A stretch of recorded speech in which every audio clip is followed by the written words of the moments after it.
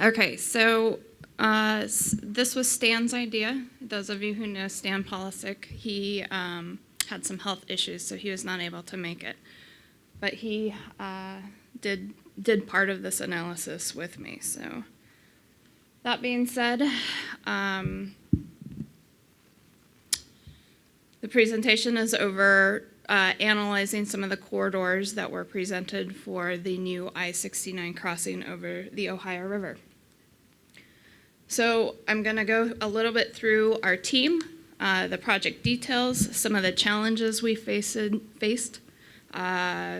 We had navigation requirements, our hydraulic goals, the methods we used, and then the process we used to analyze the impacts. So our team, the project was a joint effort between the Indiana Department of Transportation and the Kentucky Transportation Cabinet. Parsons managed the project, but you can see we had quite a few subs working with us. Some of the details, you see Indiana here to the north and Henderson, Kentucky to the south. The Ohio River moves from east to west through the project corridor. You see US 41 bisecting or the project corridor, and it also will be an alignment similar to some of the alternatives. Okay, so when the project started, there were several alternatives that were being considered, or corridors that were being considered. By the time that we got it, they had narrowed it down to 2 west corridors and 1 central corridor. So the 2 west corridors are along US 41. The central corridor would be a new corridor upstream of them. And for the purpose of the hydraulic analysis, corridor 1 and 2 were not different enough over the Ohio River, so they were just analyzed as 1 corridor. So project considerations. We had a meandering river. We had to take into account navigation. Ohio is one of the most heavily trafficked barge corridors. And the existing bridges that were out there, how are they going to be used in the future? One of them is quite old, you can see. So when we first started looking at this, we decided we had a lot of limitations using a 1D model. The agencies, however, wanted that 1D model, especially the permitting agencies. We received several HEC-RAS models, but a lot of them were not, their datums were not noted, so we weren't sure how they were located, but we did end up using the CORS model. One of the bigger issues we were facing, however, was that each of these alignments had 16 or 17 bridges in them. So while they were not all waterway bridges, we had, especially up, let me see if I can use this, here in these tie-in ramp areas, there were several bridges with very high skews. We had there's an existing road in here. I think we had a grade separation. So we had a complex analysis with all of these bridges. So how are we going to analyze this in HEC-RAS?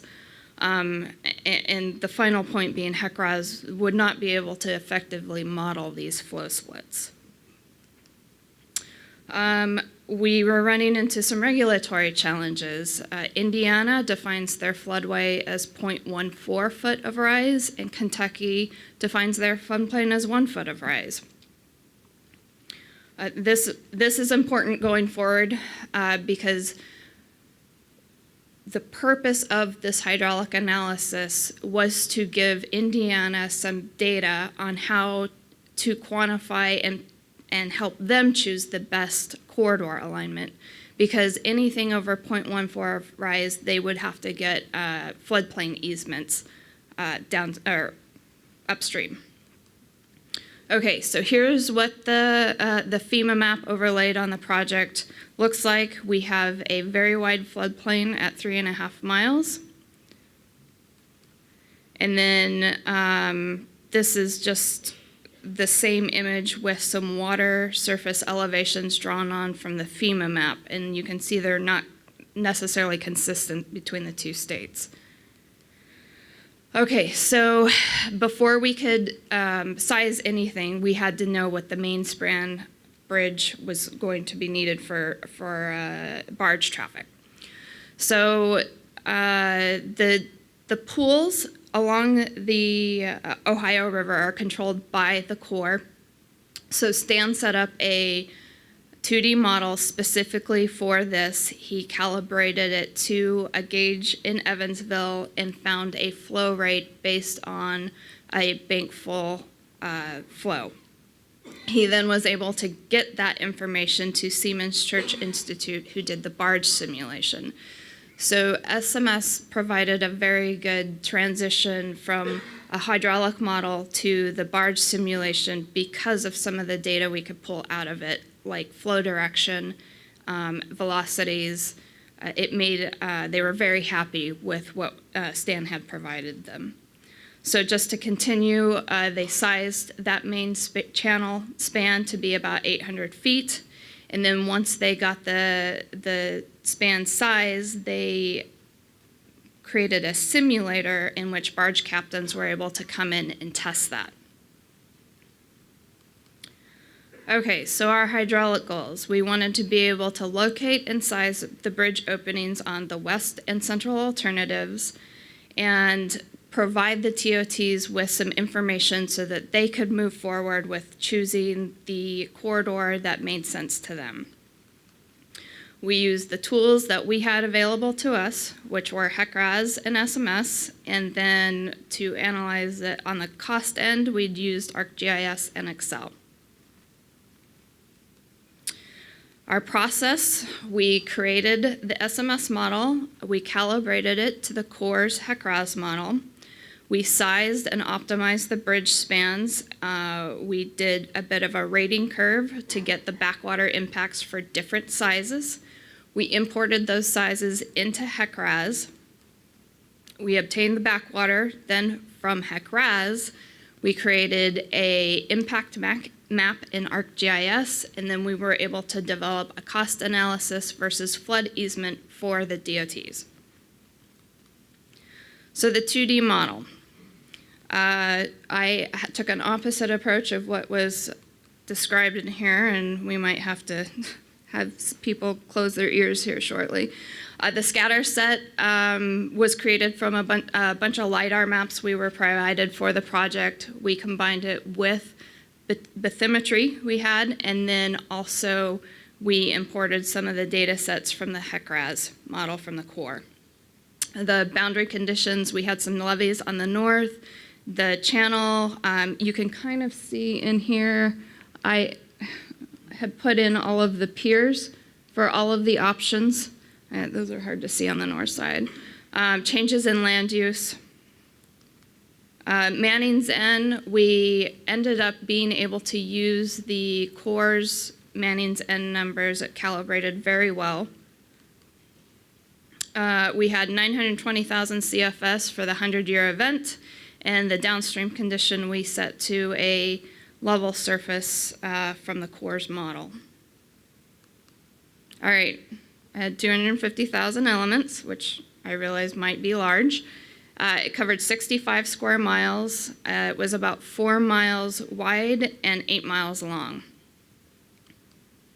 I ran it at steady state. The model time was 14 hours. My time step ranged from 0.5 to 0.001, and I can come back to that later if I have got time.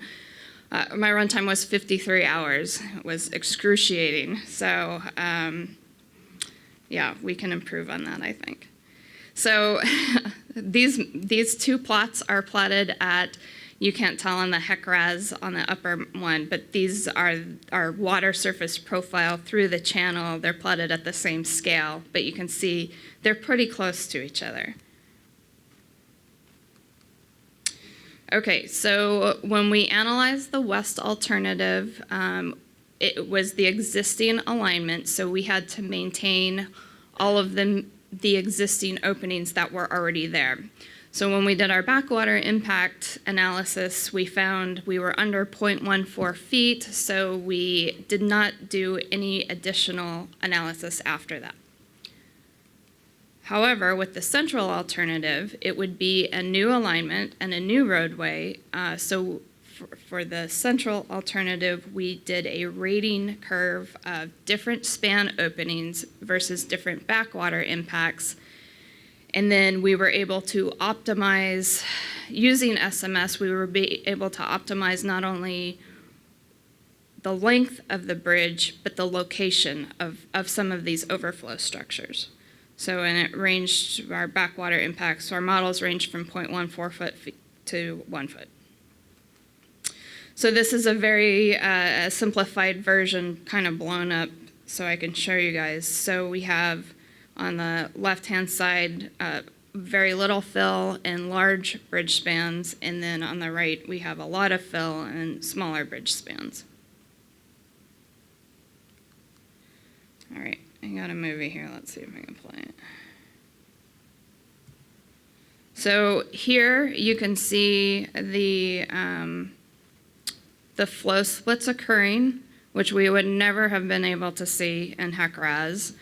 And this is for the 1 foot alternate, or I'm sorry, the 0.14 foot alternative.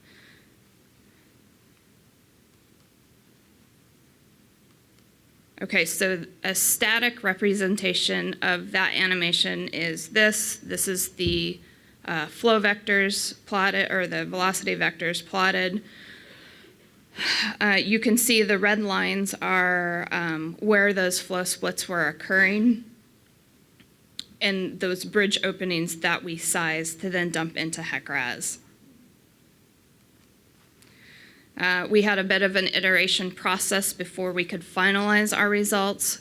We created the 2D model, we extracted the bridge openings, then we imported those bridge sizes into HEC-RAS, and then if HEC-RAS wasn't giving us the backwater results we were expecting, we tweaked the HEC-RAS, then put those bridge sizes back into the 2D model so that we could get some convergence between the two models, and they both represented the same thing by the end of the project. So just some images from the HEC-RAS model. The left side is the existing and the west alternative. The right side is with the central alternative added in just upstream. This is the existing west alignment. You can see there's 4 bridges in there, even though we had 16 bridges along this corridor, so you can see the limitations of using HEC-RAS. And then this was the central alternative, what that looked like represented in HEC-RAS. And again, you can see, translating that back to SMS, the different bridge sizes and how that looks in the HEC-RAS cross-section. Okay, so once we got our range of backwater impacts, we went to GIS, ArcGIS.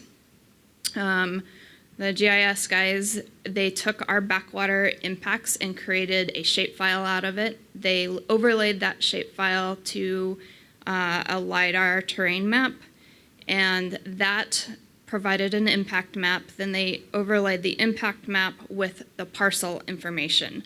So now we had a parcel count for each of the impacts that we analyzed, and then we're able to give a quantified number back to the DOTs.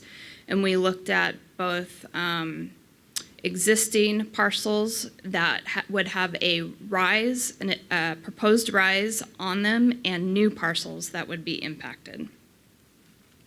So on the Indiana side, where they were going to have to buy easements, so this is what those different backwater impacts look like. So this provided an order of magnitude to the DOT to see what they were dealing with.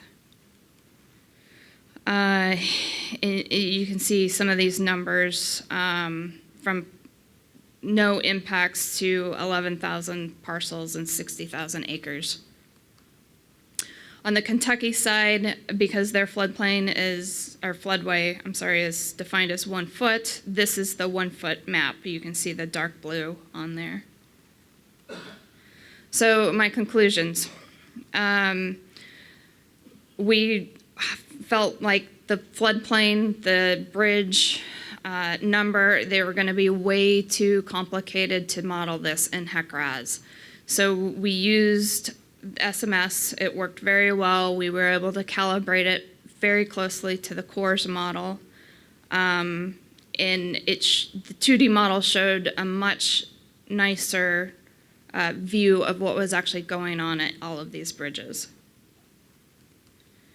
So the next steps, we've given this information to the DOTs so that they can continue to move forward and have some data, measurable data, to be able to make their decisions. But, you know, like all projects that are taking, it's more than just the cost. You know, there's a lot of political aspects to this. There's time to collect. If they were going to collect 11,000 parcels, you know, that kind of thing. So there's a project website set up if anybody's interested in seeing more about this at the bottom. And that's all I have. So the time step was low because you had so many piers and you had oscillations around them? Yes. So we had a lot of really small elements around the piers, and there's a lot of piers. It was crashing on. That's why the 0.5 was originally used. So one of the techniques, though, because we also ran it at 0.001, which seems insane, but a lot of the times, in order to, when we look at, what am I trying to think of, troubleshooting, to look at the convergence, that's what I'm looking for. We use the data calculator and take the last time step and minus the next to last time step. And that way we can see if there are convergence issues on the whole mesh, not just at the monitor lines. And so what we've seen is that if there are, even though our model has run and it's fairly stable, but we're still having convergence issues, if we just run it for a couple minutes at a very tiny time step, we can smooth all that out. Yes, exactly. We use a restart file to do that. Mm-hmm. Any other questions? Yeah. Speak loud. I'm not going to chase you down. Yeah. If you've been allowed to just do everything with SRA, Yeah. would it have made a big difference in effort to get through all this modeling? Probably not. I mean, the SMS model was the biggest chunk of it because we already had the Corps model, so there wasn't a lot of tweaking of that model. That part was pretty simple. It was just adding that new corridor in and a little back and forth calibrating it, you know, making sure the results kind of matched what we were getting in SMS. So I would say it wasn't that much of an effort. Of course, I didn't do the HEC-RAS either. So. I had a question for you. Did you Okay. Did you do any sensitivity in trying a smaller mesh? Larger No, because it was a struggle for me to even get under 500,000 elements. It's a banner day for me when I can get that, and so when I had 250, I was like, oh, I'm good. Like, let's go with this. But having said that, and listening to some of these courses, now I'm excited to go back and then try that. So I'll be interested to see how that compares. Yeah. Any other questions for Corinna? Tim? Just a quick one.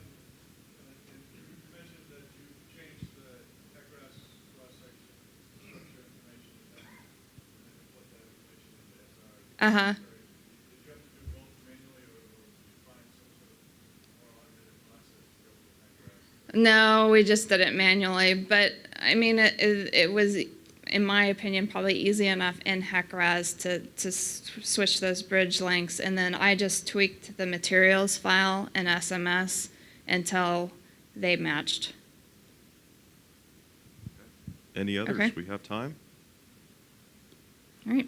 Oh, we got one more. General comment. If I ran into a similar situation where I'm modeling 10 models per Mm-hmm. objects, what I found to be useful was to kind of dissect my model. So have like a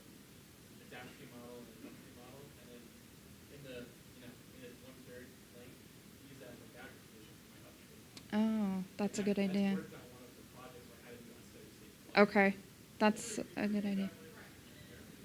What's that? Okay, I'll use the mic on this one. Yep.